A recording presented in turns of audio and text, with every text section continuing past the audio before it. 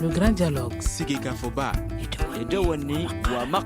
Le grand dialogue de l'émission de débat du studio Tamani sur votre radio. Chenni Beri Halud Maundi. Chenni Beri Sigika Foba. Le grand dialogue. Le phénomène de la migration, faut-il le voir comme un problème ou une opportunité? Le sujet est débattu à la 19e édition du Forum de Bamako. Studio Tamani a délocalisé son grand dialogue sur le site. Et pour discuter de ce sujet, nous avons trois invités. L'ambassadeur Chaka Aboudou Touré, représentant spécial du président de la commission de la CEDEAO au Mali. Fodé Silla, ambassadeur itinérant du Sénégal, ancien député européen. Il est ambassadeur itinérant du Sénégal au cabinet du président Macky Sall. Et Abdelhak Bassiou, chercheur au Centre pour le Nouveau Sud. Je suis Mohamedou Touré, chers invités, chers auditeurs et téléspectateurs, bonsoir et bienvenue. Le grand dialogue.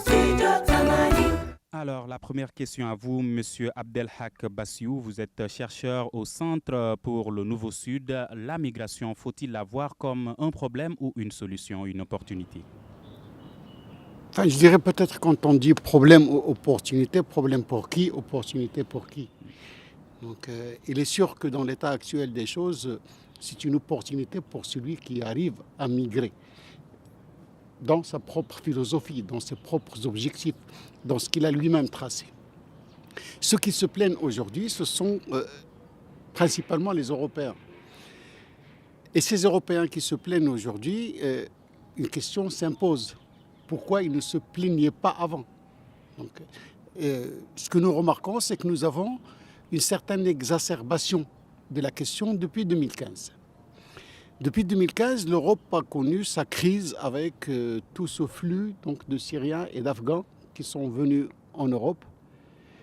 Et dans cette crise-là, les Africains n'avaient aucune main dans cette... Il n'y avait pas de flux africain. Le flux africain était régulier comme il l'était tout le temps. Et je peux peut-être dire qu'aujourd'hui, les Africains, dans cette question de migration, ils sont victimes de cette crise de 2015. D'ailleurs, une fois la crise de 2015 terminée, en 2016, 2017, 2018, il y a eu des crues de ces flux migratoires. Maintenant, on parle de flux migratoires et les Européens sont en train d'exacerber un peu la question. Mais au fait, tous les spécialistes, tous les experts, toutes les statistiques nous disent que la migration africaine, elle est intra-africaine. Tous les Africains qui migrent surtout en Afrique. Ils sont en Afrique. Si nous prenons un exemple, vous prenez par exemple l'Afrique du Sud, le Nigeria, la Côte d'Ivoire, l'Éthiopie et le Kenya, ces 5 pays à eux seuls abritent 9 millions d'Africains qui ne sont pas leurs propres ressortissants. C'est le même nombre qu'abrite toute l'Europe. Donc, au fait, les Européens auraient dû comprendre qu'au lieu donc de faire toute cette campagne sur la migration africaine, ils doivent revenir à l'histoire et comprendre que cette migration africaine a toujours été une opportunité pour eux, parce que le migrant est quelqu'un qui produit, parce que le migrant est quelqu'un auquel on a fait appel quand on construisait l'Europe. Et parce que l'Europe de demain, vu sa décrue démographique, aura besoin de cet Africain et peut-être qu'il ne le trouvera pas. Comment comprendre cela, que l'Europe y gagne et se plaigne? D'abord, je crois qu'il y a un élément qui est important au moment où ce forum s'ouvre, c'est le rapport de l'agence de garde-frontières et de garde-côtes Frontex, qui a été créée précisément, qui est une sorte de police pour surveiller. Et il y a quand même 10 000 hommes qui ont été mobilisés pour surveiller les côtes européennes, qui dans un rapport qui est arrivé hier, dit qu'il n'y a pas de pression migratoire sur l'Europe. Bon. Pourquoi? Parce que ça permet déjà, du point de vue des termes qui sont posés, pour que Frontex le dise. Ils disent même que cette année, il n'y a eu que 150 000 personnes qui ont franchi les frontières européennes, contre 4 fois moins que l'année dernière. Bien. Donc ça permet tout simplement de dire que lorsqu'on pose des questions d'immigration, souvent on accole aux termes d'immigration que des termes de problématiques, évidemment d'invasion.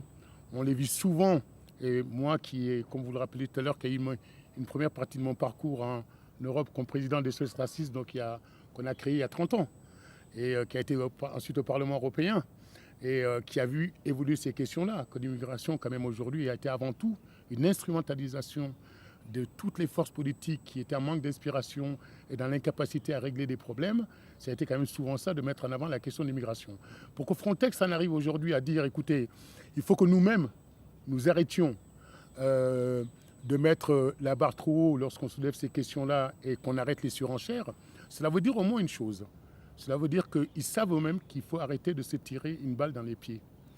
Parce que comme le rappelait notre ami Bassiou, c'est que d'abord, on sait tous aujourd'hui que l'apport des migrants pour le développement économique a été important, qu'ils sont venus dans les années de reconstruction, effectivement, faire des pays européens ce qu'ils sont aujourd'hui, mais que surtout l'Allemagne, et de ce point de vue-là, il faut saluer quand même le fait qu'elle ait anticipé Mme Angela Merkel, aujourd'hui, c'est qu'elle est dans l'incapacité demain de payer ses retraités si elle n'a pas aujourd'hui des forces vives qui viennent travailler, qu'elle est dans l'incapacité de résoudre ses problèmes démographiques s'il n'y a pas une génération valide et qui puisse venir créer et puisse venir relever les défis de demain. Et d'ailleurs, ce qu'on se dit, c'est que ce qui est valable, quand l'Allemagne est capable d'accueillir 1 million de migrants sur une population européenne globale vieillissante de 450 millions, que d'autres pays à côté disent nous on ferme les frontières et mènent une politique en disant grosso modo immigration zéro, on va faire un système de quotas, on voit bien que ça ne participe pas de quelque chose de logique. On ne peut pas avoir dans le même continent un pays qui est capable d'en accueillir 1 million et d'autres qui disent on ne peut pas en accueillir 30 000. Bon. Donc tout ça pour dire que cet aveu qui est fait par Frontex n'est pas une mince affaire pour moi, parce qu'il démontre bien que sur ces questions-là, nous ne sommes pas dans le domaine de la rationalité. Parce que si on était dans le domaine de la rationalité, depuis 30 ans, on aurait pris la peine, pédagogiquement, de créer les conditions d'abord pour que ces hommes et ces femmes qui vont venir aider au développement soient mieux accueillis. Et que leur capacité à pouvoir demain participer au développement de ces pays-là dépendra aussi des conditions dans lesquelles on va les accueillir. Aujourd'hui, par exemple, et juste pour donner un autre exemple pour illustrer, en France, nous savons qu'il manque 500 000 personnes pour travailler dans les domaines de la boulangerie, notamment. Bon, et travailler dans la restauration, et travailler dans les métiers de ce qu'on dit les mises en bouche. 500 000 personnes. On sait aujourd'hui qu'une partie des Français, précisément parce qu'ils sont passés socialement à un autre cap, ne vont pas aller occuper toute une série d'emplois. Et que donc, si on veut être rationnel et pouvoir faire face à quelque chose d'aussi important que la restauration, parce que ça fait appel après au tourisme et à plein d'autres choses. Et lorsqu'on est la France, et aujourd'hui, on aurait le courage de pouvoir dire ces gens-là, on va les accueillir, ils vont venir nous aider, etc. Donc je crois que si on avait voulu depuis 30 ans régler ces questions-là, on les aurait posées de façon plus rationnelle et on aurait protégé, et je terminerai là-dessus, les personnes qui viennent participer à cette résilience, quelque part, dont l'Europe a besoin aujourd'hui pour pouvoir renouveler sa génération, faire face aux défis qui lui sont posés. Et puis, l'autre élément, quand même, qui me paraît moins important, qui est le sens de mon engagement depuis mes 20 ans, c'est que ces hommes et ces femmes, non seulement, effectivement, qui viennent d'un continent et qui sont poussés par toute une série de problèmes, et ces problématiques nous renvoient aussi, c'est en cela que je remercie le Forum de Bamako, cette 19e édition et ses organisateurs de poser la question migratoire, viennent avant tout du continent africain, et posent quand même la question de nous, Africains, comment nous-mêmes aussi, nous faisons en sorte que nos forces vives partent, que ceux qui devraient faire l'Afrique de demain partent. Et c'est en cela que moi je poserai aussi la question. C'est-à-dire il y a des Européens qui sont dans l'incapacité de créer les conditions, d'expliquer à leur population on n'est plus le centre du monde, on est en train de vieillir, on n'est plus en capacité de pouvoir peser sur le monde comme on a été, on a besoin de ces migrants et comment on les accueille dignement, mais aussi la responsabilité des ressortissants africains, dirigeants africains que nous sommes, à dire quelque part si ces gens y partent, c'est à cause des situations de crise économique qui sont liées à des facteurs comme la corruption, qui sont liées aux questions de bonne ou mauvaise gouvernance, pour que des enfants nés sur le sol africain n'aient qu'une seule idée, c'est d'aller traverser au risque de leur vie et de mourir et de traverser des pays africains, ça veut dire que quelque part nous avons aussi notre propre responsabilité, c'est à nous d'en parler. Et enfin, effectivement, la vraie question et la réelle qui est posée dans ce forum pour moi, c'est fort aujourd'hui du pacte mondial pour des migrations sûres, ordonnées et durables. Comment allons-nous fabriquer les conditions pour que les hommes et les femmes qui vont continuer à se déplacer, puisque nous savons que c'est inscrit dans l'ADN de l'humanité que de se déplacer. Nous savons que sur le fond, tout le monde en a besoin, Africains comme les autres. Comment est-ce qu'on va faire pour qu'ils puissent partir dans des conditions, ils ne sont pas aux mains des esclavagistes, comment ça s'est fait en Libye, comment est-ce qu'effectivement ces hommes et ces femmes peuvent bénéficier d'informations avant de partir. Et en cela, la proposition du pacte de Marrakech signée par 166 pays, qui est de dire on va essayer de travailler au fait d'immigration sûre, c'est-à-dire donc dans des conditions ordonnées, mais aussi en affirmant que cela va durer, poser donc la question de la mobilité comme étant une question essentielle et comment est-ce qu'on va faire pour que ces hommes, ces femmes, et notamment cette génération de jeunes Africains puissent partir, s'ils le veulent, dans des conditions quand même où ils puissent pas tomber. Voilà, la liberté de circulation. Est-ce qu'elle est violée, ce droit, la liberté de circulation, M. Abdou Touré? À partir du moment où on dit la migration fait partie de l'ADN de l'humanité, une fois qu'on ne peut pas migrer, c'est que quelque part, on viole un droit naturel. C'est un droit naturel que de se mouvoir. Et c'est pour cela d'ailleurs que lorsqu'on veut punir quelqu'un, c'est moins les sévices corporels, etc., que de lui priver de la possibilité de mobilité. Et lorsqu'on met quelqu'un en prison, le seul fait de le mettre en prison, de l'empêcher d'être libre de se mouvoir, etc., il n'y a pas pire sanction que cela. Donc je dirais que pour tenir compte de tout ce qui a été dit, et en addition du reste à ça, je dirais que la migration n'a jamais été un problème pour qui que ce soit. Personne. Elle est une opportunité pour les deux parties, comme notre frère Bouch l'a dit. Lisons un peu l'histoire. Si on lit l'histoire, on va se rendre compte qu'aujourd'hui, il y a une réévaluation émotive et politique du phénomène migratoire, plutôt que de faire face à un vrai problème qui serait posé par la migration. Pourquoi? Parce que vous avez des grands pays qui avaient dominé l'économie jusqu'ici. Vous prenez l'Europe, vous avez la France, vous avez la Grande-Bretagne, vous avez l'Angleterre, etc.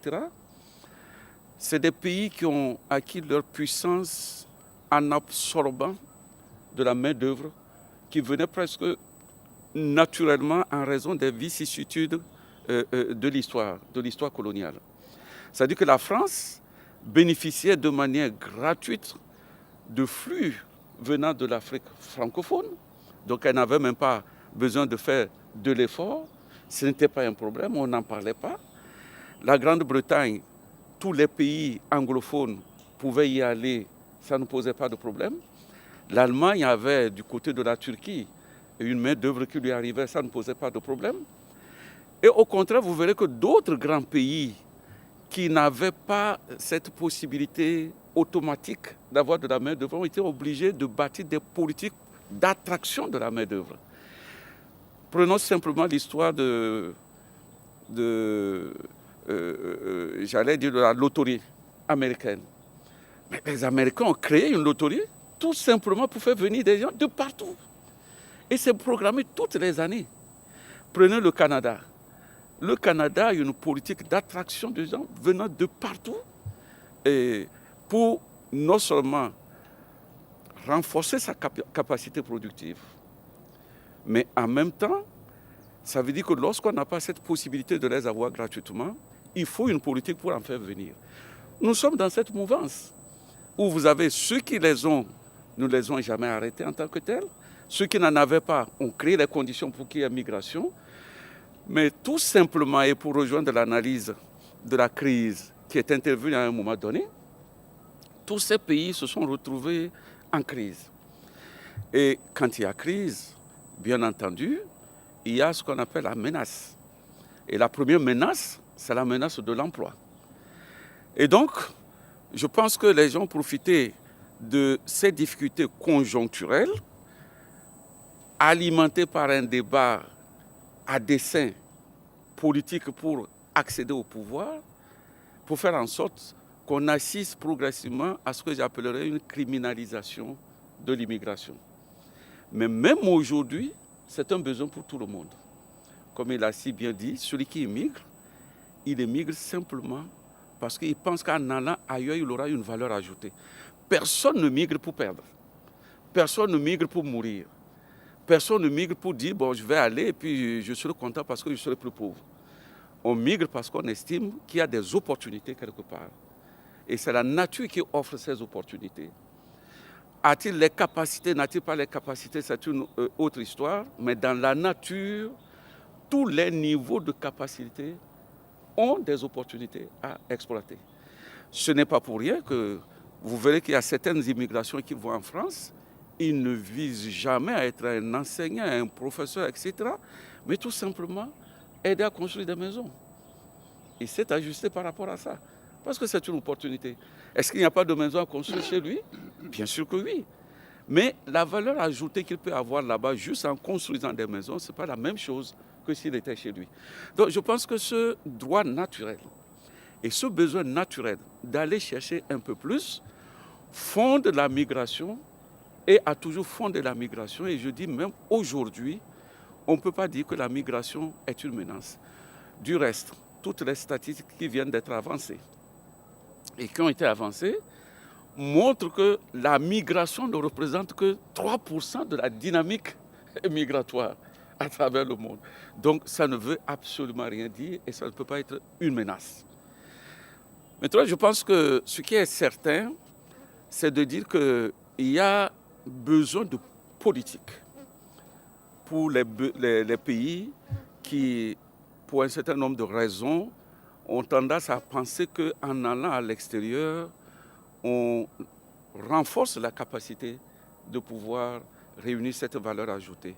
Et c'est pour cela, si vous me permettez, je fais la transition avec le cas de l'Afrique de l'Ouest, où la CEDEAO, dès sa création en 1975, le postulat de départ, déjà à l'article 2, c'est de dire qu'il faut abolir toutes les barrières à la libre circulation des personnes, des services, des biens et des capitaux.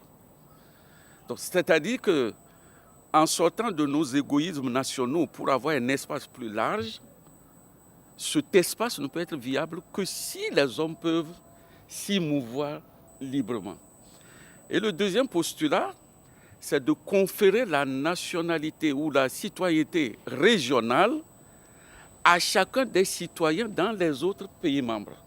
Ça veut dire quoi? Ça veut dire que l'autre ne doit plus être perçu comme un étranger dans cet espace. S'il est sénégalais, dans l'esprit de la CEDEAO, un jour, il sera tout simplement un citoyen de la CEDEAO. Peut-être logé quelque part au Sénégal, logé quelque part au Bénin, mais ni plus ni moins. Troisième postulat, c'est qu'il faut lever les obstacles nécessaires à la circulation des biens, des personnes, précisément pour offrir des possibilités d'accès à l'emploi et à la création d'entreprises. Voilà les trois visions qui avaient été définies par les pères fondateurs de la CEDEAO pour montrer que la migration était perçue précisément comme l'outil principal de la réalisation de l'homme, non seulement au niveau de son pays, mais au niveau même de l'espace ouest africain.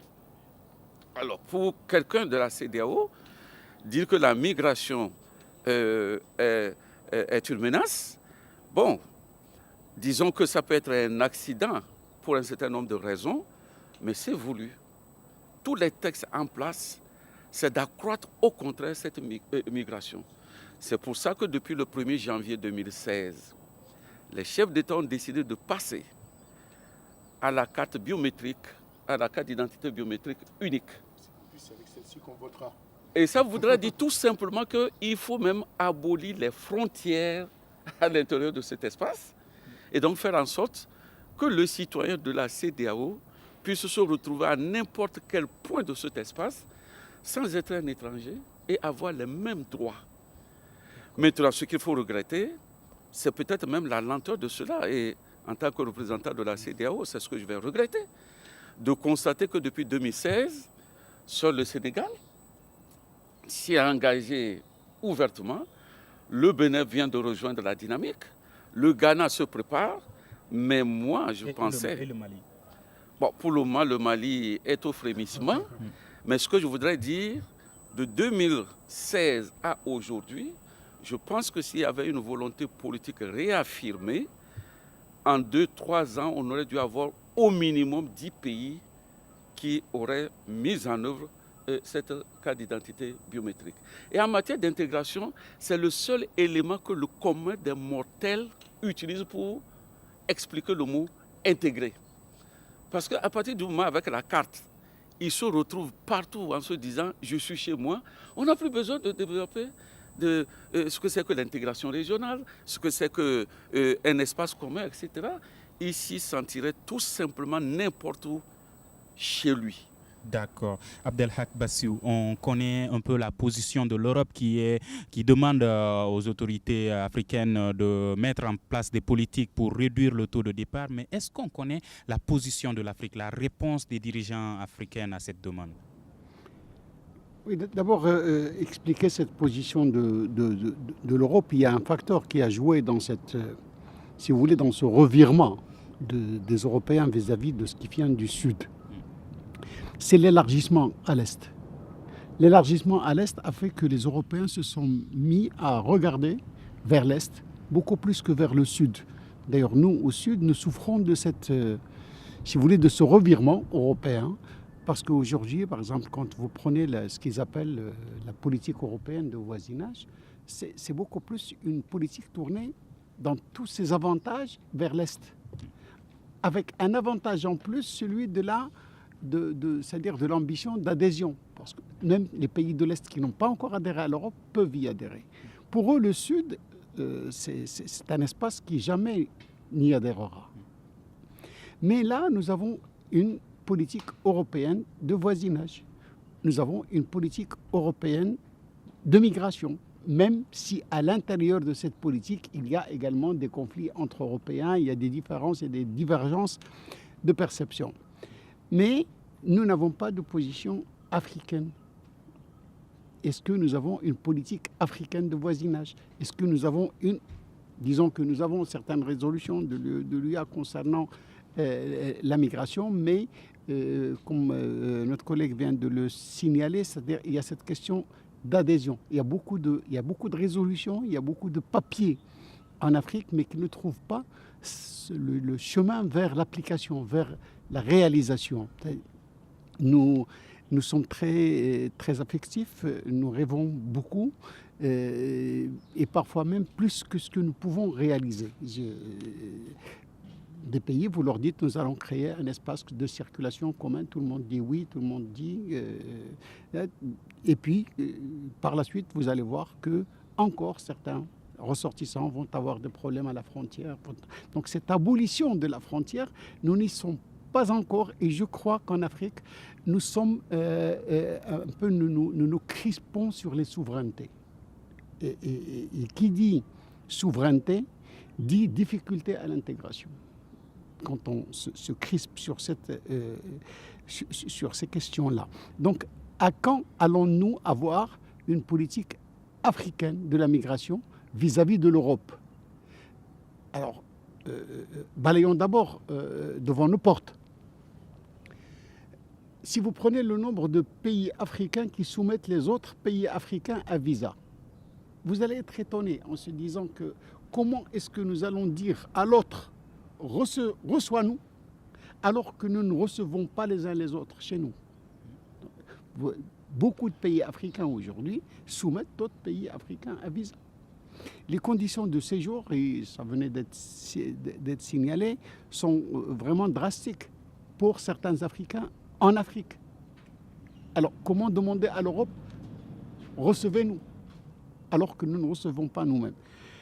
Ceci dit, il faut dire aussi que sans qu'il y ait de cadre institutionnel, c'est l'Afrique qui abrite les migrants africains. Vous l'avez vous-même signalé au début que la grande majorité de la migration africaine se fait en Afrique. On parle de 80%, on parle de 75%. Et nous avons d'ailleurs, comme la CEDEAO est là, donc un exemple que nous plaisons toujours à citer, c'est celui de l'Afrique de l'Ouest. Quand vous prenez les Africains de l'Ouest, c'est-à-dire sur 100 personnes nées en Afrique de l'Ouest, 70%, quand ils immigrent en Afrique. Seuls 30% vont ailleurs. Et plus cet espace de l'Afrique de l'Ouest va se construire, plus il y a libre circulation dans cet espace de l'Afrique de l'Ouest, moins on aura d'Africains de l'Ouest qui vont migrer ailleurs. Et donc je crois que vis-à-vis de l'Europe, la première des choses que nous devons lui montrer, c'est déjà de lui dire que nous n'avons plus besoin d'aller chez vous. Et je le disais tout à l'heure, ils auront peut-être besoin de cette migration africaine et ils ne la trouveraient pas. Parce que si l'exemple de la CEDEAO se multiplie, s'il réussit, ils seront demandeurs demain. Tout le monde sait que démographiquement, l'Europe est en décrue. Leur économie aura besoin donc de capital humain. Aujourd'hui même, leur technologie a besoin de cerveaux africains. Il y a une fuite de cerveaux dont on ne parle pas beaucoup. Maintenant, nous avons une autre question peut-être qu'il faudrait... qui nuit peut-être à l'image de l'Afrique en termes de mobilité, c'est que cette migration intra-africaine, la plus grande partie, ce sont des réfugiés de crise, des réfugiés de guerre, des réfugiés de foyers de tension, des réfugiés de persécutions diverses. Et là, peut-être, c'est l'un des aspects qui nuisent à notre image.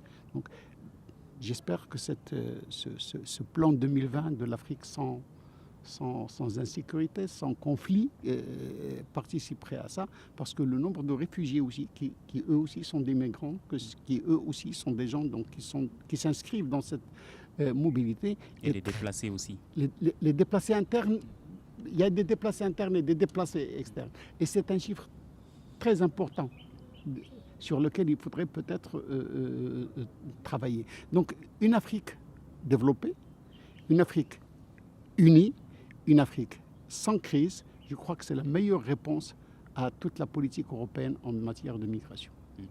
Le grand dialogue de Studio Tamani est délocalisé sur le site du Forum de Bamako. Alors, vous, Fodé Silla, le ministre des Maliens de l'extérieur et de l'intégration africaine déclarait ce matin qu'il faut s'adosser à une bonne gouvernance pour faire face à la migration. Est-ce qu'il y a déficit de gouvernance en Afrique? Je pense que le constat, il est en tout cas que plus les gens se sentiront dans un espace où ils peuvent s'émanciper économiquement, où ils peuvent jouir pleinement des libertés fondamentales, où ils peuvent entreprendre, moins ils auront besoin de se déplacer. Bon. Et donc le constat il est là. Le constat est que si on crée des conditions, comme on le dit tous, personne n'émigre par plaisir. Si on le fait, c'est par nécessité pour les uns, les autres parce qu'ils n'ont pas le cadre pour pouvoir faire vivre politiquement, idéologiquement, philosophiquement leurs envies à eux. Que soit ils sont persécutés pour des questions culturelles, soit ils sont persécutés pour des questions peut-être même ethniques. Et en tout cas, ce qui est certain, c'est que tout le monde constate aujourd'hui ce qu'on dit depuis les premiers sommets de la Terre, et d'ailleurs c'est une des bonnes choses et qu'on a répété à Copenhague qui maintenant est admis par tout le monde, qu'un des facteurs, par exemple, qui est aujourd'hui, c'est la question des réfugiés climatiques. Bon, ce qui est quelque chose qui n'était pas forcément admis avant. Donc si on met tout ça bout à bout, force est de constater que tant qu'on ne jouera pas sur toutes ces questions-là, on n'aura pas créé les conditions pour que les personnes aient envie en tout cas de rester sur place. Par exemple, je pense moi que récemment, vous avez vu, la France a décidé d'augmenter les droits d'inscription aux seuls étudiants étrangers. Bien. Il y a deux façons d'aborder les choses. Soit on dit effectivement, d'abord, elle continue à faire ce qu'elle veut, elle a le droit. Bon, moi je pense qu'il aurait été plus opportun pour la France, puisque je suis franco-sénégalais et que j'ai eu la chance de vivre dans les deux espaces et que je peux faire part de mon sentiment par rapport à deux, de penser que si ces jeunes-là ne vont pas étudier en France, d'autres pays aujourd'hui comme le Canada, le Japon et bien d'autres seront très heureux de les accueillir et que demain, quand ils auront fini leurs études, c'est avec ces pays-là qu'ils commerceront. Mais admettons que la France décide de le faire. La réponse des pays africains pourrait être de dire, aujourd'hui au Sénégal, nous avons la possibilité, avec cette université dans la nouvelle ville de Diamniadio, de 30 000 étudiants, d'accueillir peut-être toute une série d'étudiants. La question qui va se poser, ça va être de dire par rapport aux diplômes qu'on va leur délivrer, est-ce que ces diplômes auront une valeur qui sera reconnue sur le plan international? Rien ne nous empêche aujourd'hui, on a commencé à le faire par exemple au Sénégal, d'aller passer un accord avec l'Académie de Rouen qui permet aujourd'hui à ce que par exemple, même si non seulement on peut faire des formations parce qu'on a besoin aussi de qualifier des jeunes sur des choses, des formations courtes, pour qu'ils puissent avoir accès à des emplois qui existent et de faire une adéquation entre les demandes en matière d'emploi et puis les formations qui sont données. Donc, de ce point de vue-là, on ne peut pas faire que des grandes universités, que des grandes écoles. Mais par exemple, en ce qui concerne l'INSA, qui est la prestigieuse école d'ingénieurs, par exemple, aujourd'hui, dans le partenariat que nous avons fait avec l'Académie de Rouen, nous savons qu'il y a une partie de cet enseignement-là que nous pouvons délivrer à distance et qu'à l'arrivée, si demain, le diplôme qu'on délivre... Vous avez dit une chose, que la réponse des dirigeants africains pourrait être. Mais pourquoi les dirigeants africains ne répondent pas? Ont-ils peur des dirigeants européens? Écoutez, d'abord, je pense qu'il y a, de toutes les façons, il faut aussi reconnaître une chose, qu'on voit aujourd'hui dans le cas du Niger et qu'on voit dans nos relations avec les pays du Nord. Il faut reconnaître que les aides et les discussions sur les aides qu'ils peuvent apporter aux pays du Sud, ils mettent souvent en avant cette question des migrations. Et il faut le dire d'ailleurs, et je pense que c'est une des choses sur lesquelles nous devons aussi travailler durant ces 3 jours, il y a des accords en cours et l'Europe serait ravie s'il pouvait créer une sorte de camp de rétention au Sahara. La question avait été soulevée au moment du pacte mondial sur l'immigration et il serait prêt à donner des fonds pour ça.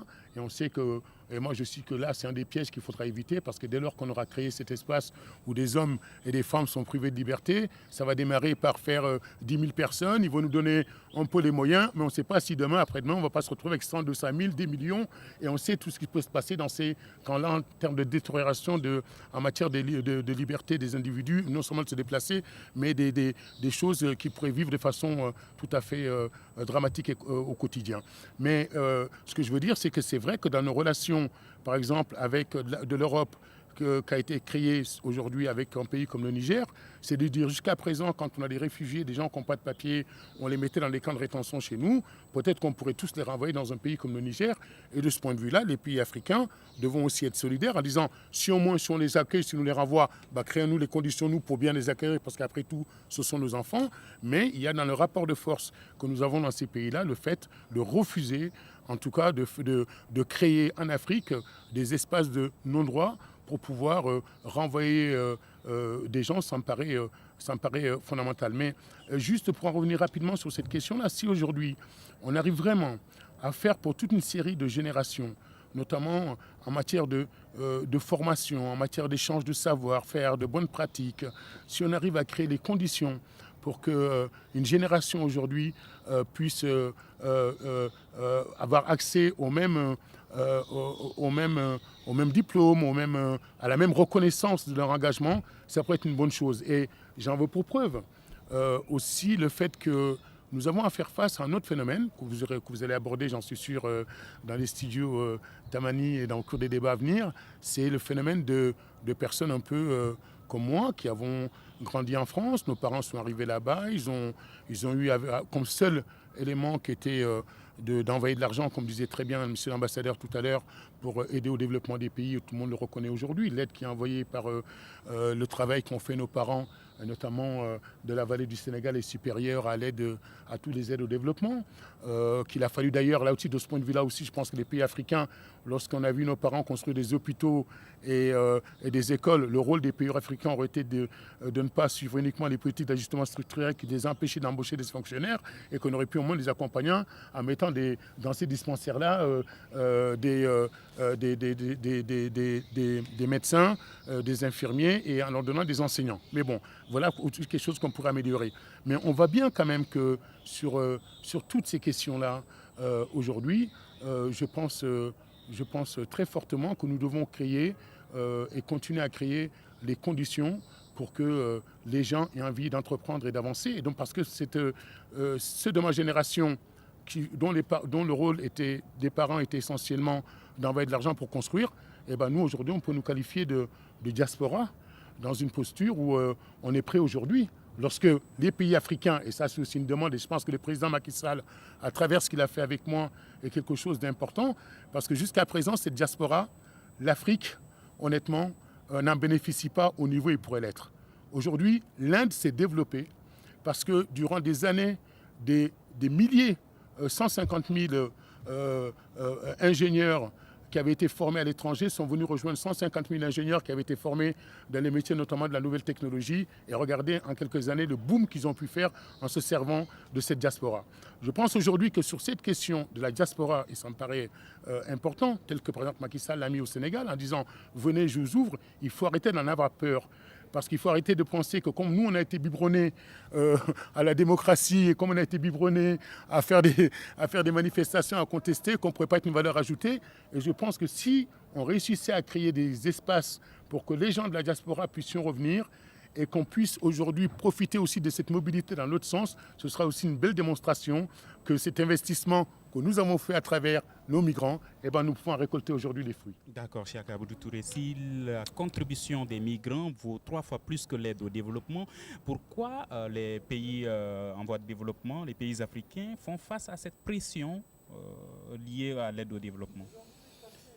Oui, bon, je pense qu'il faut repenser les politiques. Il faut repenser les politiques, c'est aussi simple que ça. Et je me dis, pour reprendre l'exemple de l'ambassadeur, la décision de la France d'augmenter les frais scolaires, moi je dis, voilà une bonne opportunité pour les pays africains. Logiquement, c'est une bonne opportunité pour les pays africains parce qu'il n'y a pas de recherche scientifique qui ait prouvé que nous avons été capables aux divers postes que ceux qui ont fait des études à l'extérieur. C'est-à-dire tous ceux qui ont fait des études en Afrique ou dans leur pays ont été aussi capables d'assumer toutes les fonctions qui ont fait marcher les États. Ça veut dire quoi? Ça veut dire que si la France décide d'augmenter les frais scolaires et qu'il va être plus difficile de payer pour un étudiant, je dis l'Afrique, si l'Afrique veut s'assumer, si les gouvernements africains devraient s'assumer, c'est de se dire, OK, l'espace africain dispose de suffisamment d'universités, d'écoles de formation, d'instituts spécialisés. Écoutez, nous décidons de former le maximum de nos besoins en capital humain sur place. Voilà une belle décision qu'on devrait prendre. 2, cette décision pour la France est un péril futur. Pourquoi? Parce que, regardez un tout petit peu, ce qu'on appelle les pays émergents, avec la Chine qui est en train de gratouiller, prendre du territoire en Afrique, etc., eux, ils découvrent l'Afrique, ils viennent en Afrique. En venant en Afrique, ils forment des Africains. Au Mandarin, ici à Bamako, il existe une école qui forme déjà ces futurs Maliens qui, demain, vont être les interlocuteurs des Chinois.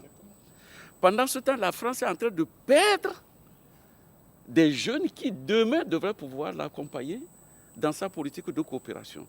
Donc voilà une telle décision, si elle était bien mûrie, devrait permettre aux pays africains vraiment de se prendre en charge, de valoriser leur potentiel humain en décidant de former le maximum sur place, et cela est possible. D'abord, ça reviendrait moins cher. Ensuite, ça va aider le corps enseignant à s'améliorer, n'est-ce pas? Et donc, au lieu de s'en plaindre, de dire il faut demander à la France de diminuer, etc., moi je dis si la France devrait multiplier même par 20, par 40, elle n'a qu'à le faire. Le jour où les Africains ne seront pas capables de payer pour un étudiant qui va en France, est-ce qu'il va décider de retirer les enfants de l'école? Ben, il va les former quelque part.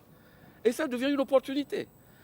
Donc, la question que vous posez, ça rejoint les problématiques qui ont été soulevées.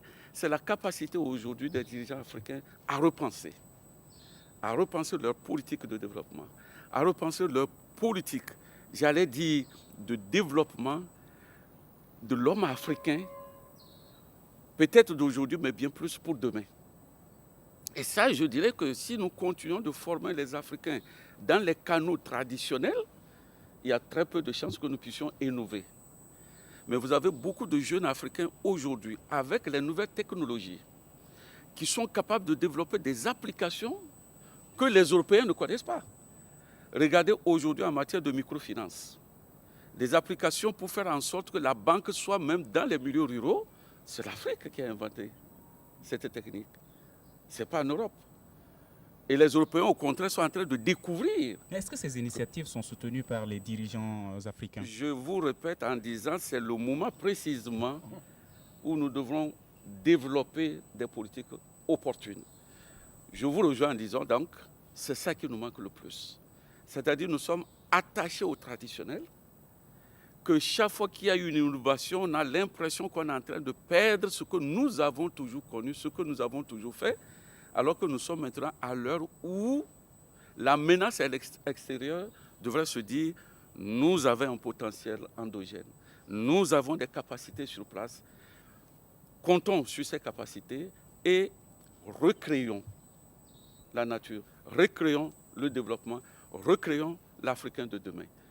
C'est le combat que nous devons toujours mener et ce n'est pas simplement à l'égard de ceux qui dirigent. Parce que si on veut regarder les dirigeants, ça ne va pas bouger. Mais c'est le jeune Africain aussi, dans sa posture de société civile. C'est à lui aussi d'entreprendre. Tous ces jeunes, comme je le dis, qui ont créé des applications, etc., ils n'ont été demandés à aucun ministère de les aider à faire quoi que ce soit. Si nous repensions, ça veut dire qu'aujourd'hui, tous les ministères qui existent, qui se bombardent de titres de ministère de la technologie, ministère de ceci, etc., devraient au contraire procéder à un inventaire de tous les Maliens qui savent faire quelque chose sur le plan technologique. Ces jeunes ne leur demandent rien du tout. Mais c'est à eux de découvrir qu'il y a des jeunes qui sont capables de faire ci, de faire ça, de faire cela, et tout simplement de leur accorder l'attention. Ce n'est même pas le financement encore, l'attention. Et qu'au niveau national, qu'on parle de ces jeunes, qu'on fasse montrer ce qu'ils savent faire, ça va les encourager à faire davantage. Et à partir de ce moment, l'Afrique est remplie de potentiel créatif qu'on ne peut pas imaginer.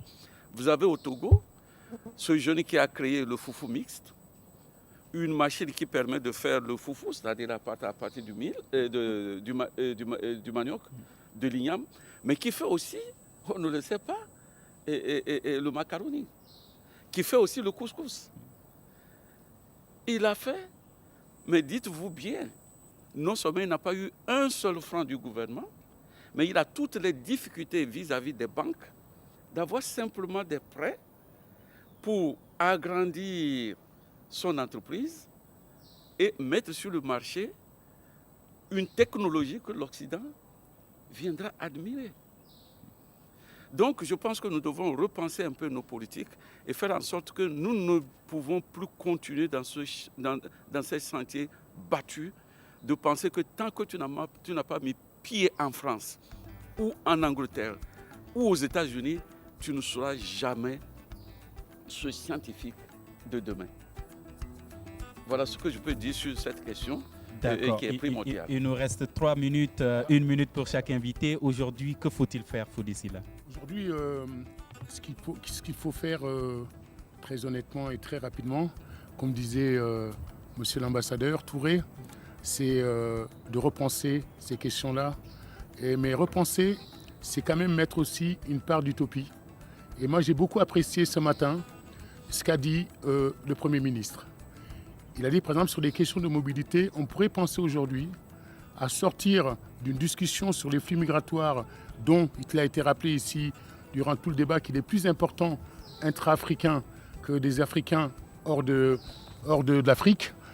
Et ben, qu'on pourrait, par exemple, se dire, on pourrait faire de la mobilité, tout comme la CEDEAO l'a impulsé à travers le passeport biométrique, et qui pourrait donner lieu, par exemple, aujourd'hui, à l'existence d'un passeport africain, demain, pourquoi pas. Nous pourrions peut-être affirmer et faire du droit à la mobilité un droit universel. Et de ce point de vue-là, démarrer par l'Afrique serait une bonne chose. D'accord, Abdelhak Bassou, ces déclarations sont importantes, mais vous l'avez dit, il y a tellement de papiers en Afrique qu'on n'arrive même pas déjà à mettre en œuvre. Est-ce que ces déclarations vont être mises en œuvre? Ça dépend de la volonté politique des Africains. Qu'est-ce qu'on veut? Qu'est-ce que l'Union africaine? Qu'est-ce qu'on veut en faire? Est-ce vraiment une véritable institution d'intégration ou est-ce un club où on se rencontre pour parler? Donc, y a toute cette question. C'est peut-être pas politiquement correct de le dire, mais nous nous rencontrons beaucoup plus pour parler que pour réaliser des choses. Nous sommes encore très crispés sur nos souverainetés. Nous ne comprenons pas encore ce que c'est que la force de l'union. Il faut donner de la voix à l'Afrique et non pas aux pays africains. Comment susciter cette volonté politique? Cette volonté politique, moi j'interpelle, ne comptons pas sur les dirigeants pour tout faire. Si je prends l'exemple très simple de la libre circulation des personnes, des biens dans l'espace CEDEAO, je dirais que les chefs d'État ont fait ce qu'ils devraient faire. C'est de doter l'espace des textes qu'il faut. Maintenant, il y a des responsabilités à prendre.